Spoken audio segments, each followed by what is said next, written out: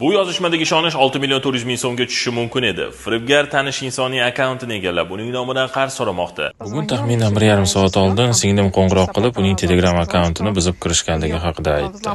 Va uning nomidan odamlardan pul so'rashayotgani ogohlantirdi. Hech kim pul o'tkazmasin dedi.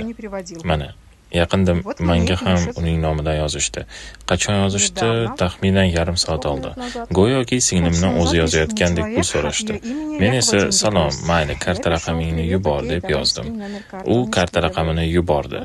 Endi esa unga yozib ko'ramiz. E'tibor bering, u pulni egasining kartasiga emas, boshqa shaxsning kartasiga o'tkazishni so'ramoqda. Pul o'tkazishdan oldin albatta qo'ng'iroq qilib tekshiring. Oddiy savollar firibgarni fosh qilishi mumkin.